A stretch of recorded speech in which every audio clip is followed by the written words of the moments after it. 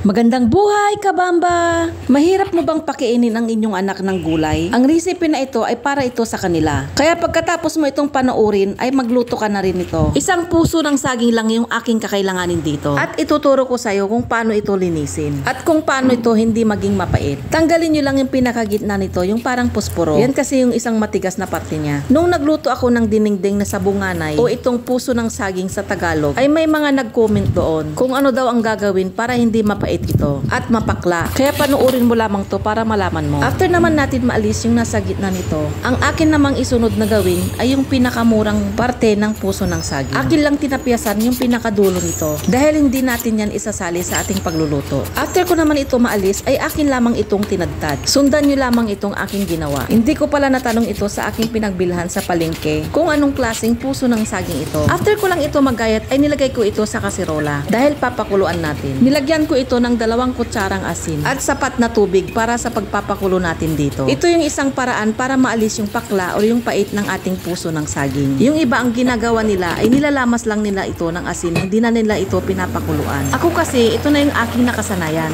Pinakuluan ko lang ito ng 15 minutes. After ng pagpapakulo ay inalis ko lang dito yung mainit na tubig at pinalamig ko lang ito ng saglit. Pagkalamig naman nito ay akin lang itong hinugasan at pipigain para maalis yung katas. Ang recipe na ito ay talagang swak na swak sa ating budget. Dahil mura lang naman ang per kilo ng ating puso ng saging. Minsan pa nga nahihingi natin yan pag may mga tanim yung ating kapitbahay. Ito pala yung ibang sangkap na aking gagamitin dito. Maglalagay lang ako dito ng kunting karne dito sa ating lulutuin. Para naman mas magustuhan ng ating anak. Gumamit lang pala ako dito ng food processor para gilingin yung karne. Sinabay ko na rin nilagay dito yung sibuyas at bawang. Kung wala naman kayong food processor, bili na lang kayo ng nagiling na karne. O kaya tadtarin nyo na lang yung karne na ilalagay nyo. Kunti lang naman kaya mabilis lang ito. After ko ito magiling, dito pa rin sa aking ginamit na food processor ay dito ko rin igigiling yung ating pinakuluan na puso ng saging. Sabi ko nga kung wala kayo nito, pwede nyo itong tadtarin. Tadtarin nyo lang ito ng maliliit, yung bang hindi na mahalata na puso ng saging ito. Mahirap na kasi pakainin yung ibang bata ng gulay. Sobra yung pagkapihikan nila. Akin lang pagsasamahin yung aking giniling kanina na karne at itong giniling na puso ng saging. Medyo maliit kasi yung aking food processor kaya hindi ko na ito pinagsabay na giniling. After ko naman itong nahalo ay akin na itong tinimplahan. Ito yung mga ginamit kong pampalasa, seasoning granules, paminta, oyster sauce, 1 kutsarang all-purpose flour at 1 kutsarang cornstarch. Opo, naglagay ako ng kunting cornstarch para medyo crunchy yung aking gagawin. At naglagay rin pala ako dito ng 1 itlog. Tansya-tansya lang yung aking paglagay dito. After ko naman malagay yung mga ricado nito, ay akin lang itong hinalo para ma-will combine yung ating nilagay na pampalasa. Alam nyo na ba kung ano yung ating niluluto? Sa mixture na ating ginawa ay pwede nating gawin ito na 2. Itong una kong ginawa ay ginawa ko itong burger patty. Pwede nyo itong gawing pambaon ng inyong anak o kaya pwede rin naman nila itong maging almusal.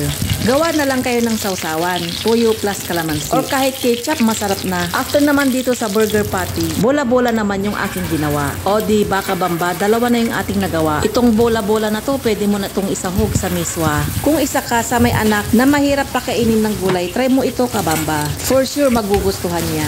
Bago pala matapos itong video na to, pwedeng paki-follow or like naman po ang Bambas Kitchen kung di ka pa nakapag-follow. At paki-like or share na rin itong video na to para maraming makapanood. Advance thank you sa'yo. Sana ay muli niyong nagustuhan itong aking na-share sa inyo na recipe. Kaya pagluto mo na rin ang iyong mga anak at partneran mo na rin ito ng masarap na sausawan na gustong gusto nila. Maraming salamat sa panonood, kabamba! Hanggang sa muli!